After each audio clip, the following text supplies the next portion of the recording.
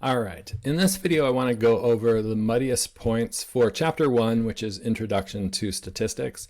So I've got some of those questions pulled up here, and what I typically will do is go over questions that I'm seeing commonly, where a lot of people are asking the same kind of questions, so I'll try to cover those, hopefully explain those for you so that I can clear up that muddiness. If I don't answer a question that you have, then absolutely email me about that question or talk with Jay, and let's make sure we get that question answered. Okay, now in terms of Chapter 1, one of the questions that came up, I thought was an important one. It says, the thing that was messy for me was keeping up with all of the different parts that come with finding a statistic. There are a lot of moving parts, and it definitely gets confusing with all of the different vocabulary involved. Absolutely. And I think this is an important thing to know just in terms of any discipline, that part of the learning is getting fluent in the language. And it takes time, and that's why often intro classes end up being harder than non-intro classes, because it's usually your first time being exposed to the material. And that the more you get into, like, let's say your major, those later classes, while they are harder technically, it's easier for you as the student because you already have a basis for which to learn the material. And one of the things that we know with memory is that when you can attach new memories to older memories that are already solidly in your memory bank, you can do better. And so if you've already learned something about a topic, it's easier to remember the new topics. So if this is new to you, yeah, it's going to be harder. So I would just suggest that you spend a lot of time with the vocabulary, with the symbols. Again, I think I've mentioned that really helpful to keep a piece of paper where every symbol, little like an M for mean or a mu for, so M is sample mean, mu is population mean. N can be a sample size. Uppercase N is a sample or the size of the population. Lowercase n is the sample size. All of those symbols, just, keep a list of them so that you can practice them, get comfortable with it. Essentially, we're trying to speed up your fluency. Next question has to do with the scales of measurement. This is very common. People find the scales of measurement to be a little difficult. And so one of the things that I'll say with scales of measurement is that it is not necessarily a really clear 4 categories. So, the 4 categories of scales of measurement are nominal, ordinal, interval, ratio. The lines between some of these categories aren't super clear. There's a lot of fuzziness, and statisticians recognize this. Just for our purposes, what we want to kind of do is we're using the scales of measurement and introducing you to it just as a kind of a gross general tool to start to understand what kind of data do we have. Because what we can do with our data depends on what type of data we have. So when we're saying types of variables, partly it's what kind of variable is it in terms of the data that it gives us. So these scales go in order of how much information they have. So nominal has very little information in the data. In fact, as we go through this, all nominal scale has in it is actually in the name. It has name. That's it. Nominal comes from the word name. And so what we are doing is we're putting people into different categories. They vary in terms of, let's say, major, college major. So we got a nursing major, a journalism major, a psychology major, sociology major, criminal studies or criminal justice, all these different majors, right? All we really know when we have that data is which category you're in. And those categories just have different names. So very little information. But as we go up, so there's not too much information in the data, but data can be numbers. As we go up to the ordinal scale, now we're starting to add another component, and now it's a little bit of numerical information. So what you see is as we go from nominal to ordinal, it takes what we already knew in nominal, meaning the ordinal scale also has categories. They have names. Those names can just be numbers, but they can also be names. So like clothing size, small, medium, large. Those are just different names, different categories. But small, medium, and large actually relate to each other in terms of a numerical relationship, meaning that we know small is smaller than both medium and large. Medium is larger than small, but smaller than medium. So we can put our categories in numerical order, only in the sense of, lesser to more. So that's what an ordinal scale. It has name, but then it adds a second component of order. And think of order as just, we know that which category is more of whatever we're measuring than another. Then we go up and we add to the ordinal scale another factor, and that's what we call an equal interval. When you have just an ordinal scale, the categories are not equal, they don't have equal distances between them. And when we're meaning that, it gets a little confusing, because you might think, oh, well, the difference between small and medium is one category of difference, and the difference between a medium and a large is one category of difference. It's more, what are we measuring? And we're measuring size. And so if you think about clothing size, it's about essentially amount of material. And so the amount of material difference between a small and a medium is not exactly the same amount. So let's say, a small has 10 square, I'm just making up numbers, 10 square feet of material, and a medium has 15 square feet of material. That's a difference of 5 square feet. But maybe the medium, which has that 15 square feet of material, and a large has 25. The difference between that is now 10 square feet. So between small and medium was a 5 square feet of difference. Between medium and large is a 10 square feet of difference. Those are different intervals. And so it is not an interval scale, and so we're still stuck with ordinal scale. But an interval scale does have equal intervals between the categories.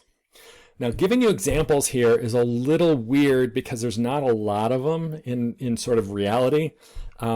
Interval scales tend to be a lot more of the things that we kind of create, their social constructions. So let me then skip to ratio scale, where essentially for a ratio scale takes, again, all the categories have name, like nominal. All the categories have order. We can put them in from smallest to most or largest. And there's equal intervals between each category. And the other thing the ratio scale adds is 0. If you have a measure or a score of 0 on this measurement, it means you have none of what you're measuring. If you have that, then you have a ratio scale. The reason it's called a ratio scale is because the minute you have 0 means the absence of that measure of what you're measuring. You can talk about ratios, twice as much, a third as much, things like that. So now I can talk a little bit about the interval scale examples like Celsius and Fahrenheit. 0 degrees Celsius doesn't mean the lack of temperature. Temperature measures heat. 0 degrees Celsius still technically has heat. It's cold as far as we're concerned, but there's still heat because molecules are still moving. There is a scale of temperature called Kelvin, where 0 degrees Kelvin is the absence of heat. And so it's a theoretical thing, but theoretically exists. And so we could talk about 100 degrees is twice as hot as 50 degrees. But 100 degrees Celsius is not twice as hot as 50 degrees Celsius. So the advantage of an interval scale is you can talk about how much more or less between each category or any category that a person might have. Whereas a ratio scale, you can talk about how much more or less than, and you can also talk about it in terms of ratios. So just remember, though, that the lines between these categories can be fuzzy, but the best way to kind of approach this is to use this flow chart. And you just start and take any variable that you're given, and you just say, well, can I describe it in terms of more or less than? Like college major. Is nursing more than whatever we're measuring college? Is it more of a college major than psychology? No, it's a nominal scale. But if I gave you clothing size, like we talked about, can you describe one of the sizes as more or less than the other one? Yeah. So now we jump up. Now we ask, can we describe it in terms of how much more material? No. At that point, we have to stop, and clothing size is an ordinal scale. Or socioeconomic status. Do we know that the difference between lower socioeconomic or lower SES, or let's say lower class, the difference in terms of income between lower class and middle class might be a difference of $20,000. But is the difference between middle class and upper class also $20,000? No, it's probably like $100,000 difference in terms of income. And so in that case, again, we can't describe it in terms we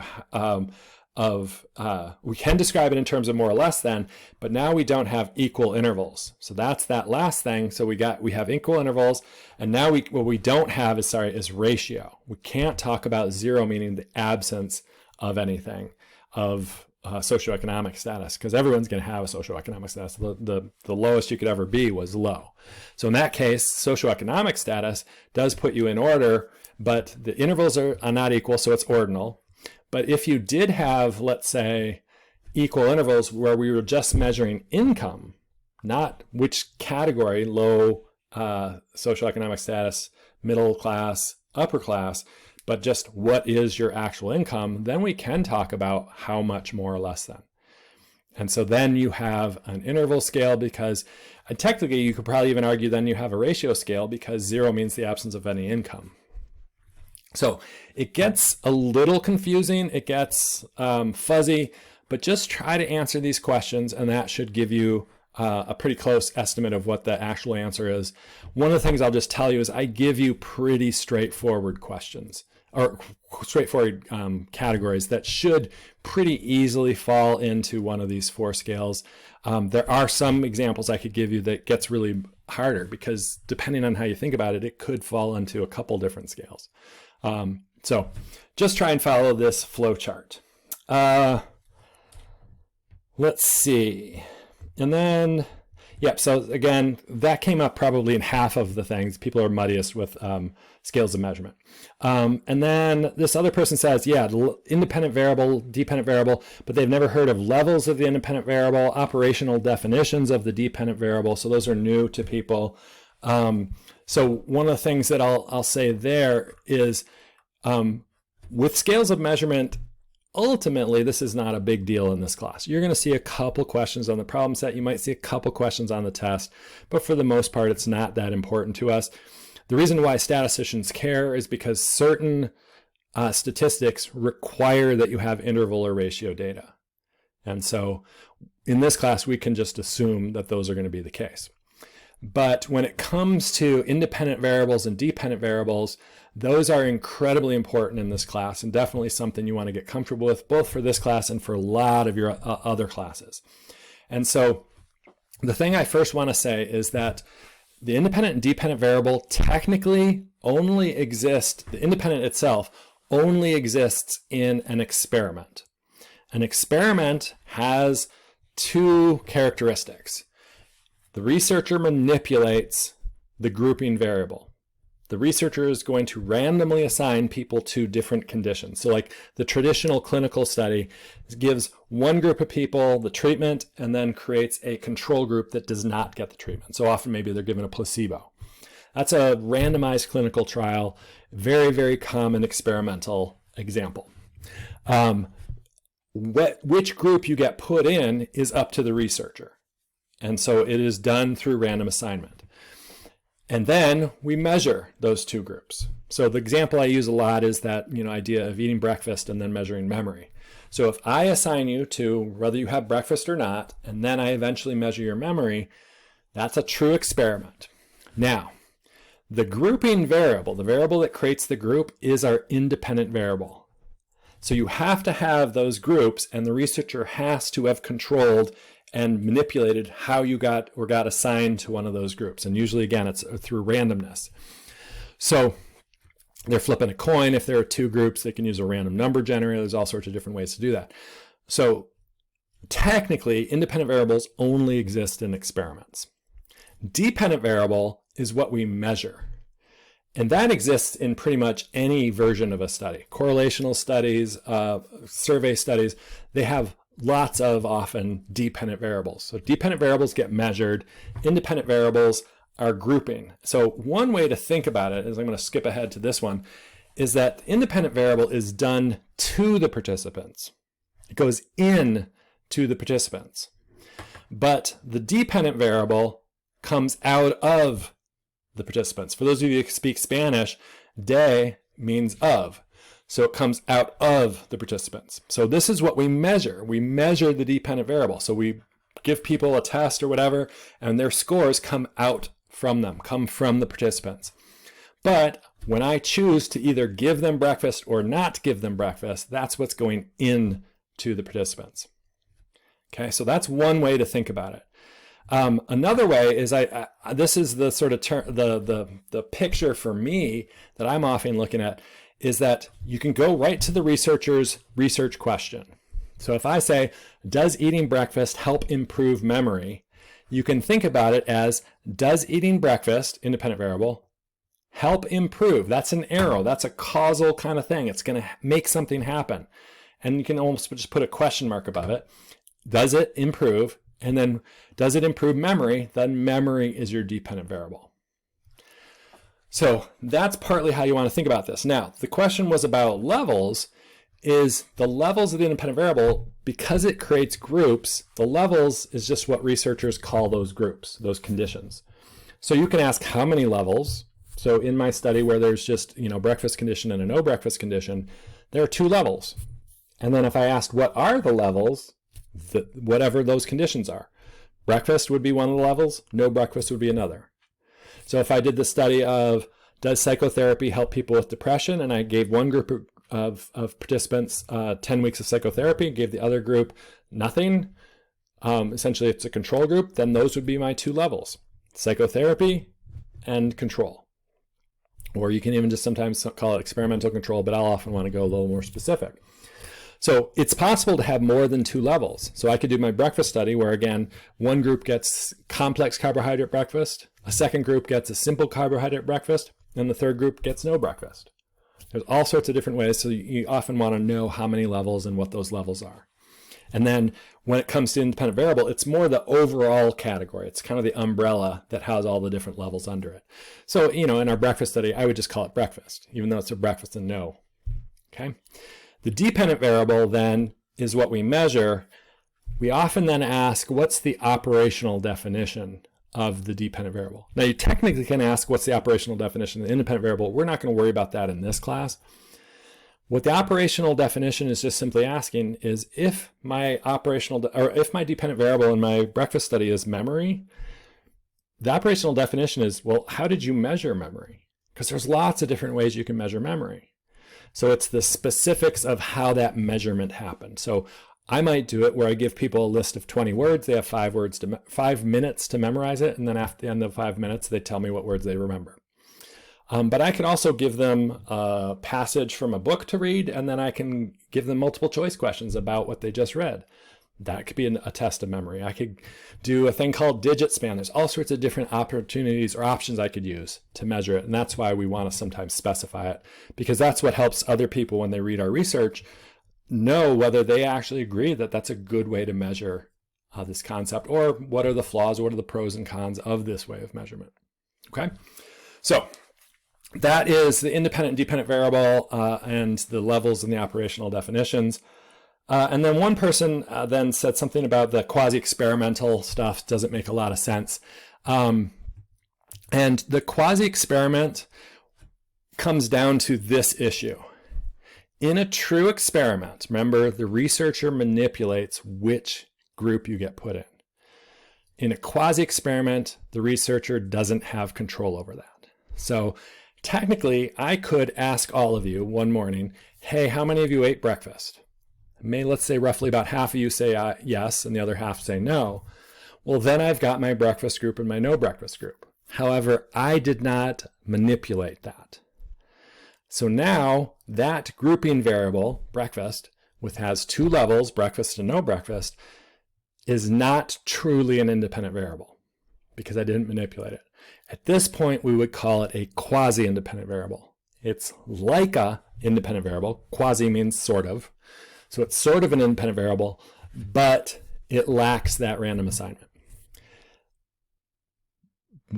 So then, what happens then is the reason why that's a problem is because random assignment should ideally make my 2 groups, the breakfast and no breakfast group, roughly equivalent on all sorts of other variables. But when I don't control it through random assignment, those groups can actually end up being formed not just based on breakfast. Like with breakfast, they might be partly based on socioeconomic status. poor students aren't going to be able to have breakfast. They can't afford it. So now that group is partly, the no breakfast group is partly just not having breakfast, but they're also partly poor. And so that's now a variable that could be explaining the memory differences, because these people aren't nourished, but they're also they're struggling in life. And so they have more stresses and so on. So that's become a problem. So we can't talk about cause. So the question then this individual asks is, what would be the benefit of these quasi-experiments? Well, the benefit is that while you can't talk about cause, sometimes we can't manipulate and put people into different groups. So imagine you wanted to do a study that tested whether cigarette smoking causes cancer. Not many adults are going to sign up for a study where they smoke for 15, 20 years and we'll see if it causes cancer. So we can't manipulate and put people into certain conditions. So what we have to do then is take advantage of naturally occurring groups that already exist. We just then have to be very careful not to say that it's a direct cause. So some of you might wonder then, how do we know that cigarette smoking causes cancer? Well, there's some other ways we can start essentially triangulating around it, and that's something for another class. But that's kind of the idea. So these non-experiment, the quasi-experiments, we often do them just because we don't have the ability to do the straight up experiment. Okay, but we still are kind of interested in what's going on between these two variables. So hopefully that helps. That was some of the main stuff from chapter 1. So hopefully that helps. Let me know if you still have any questions. Thanks.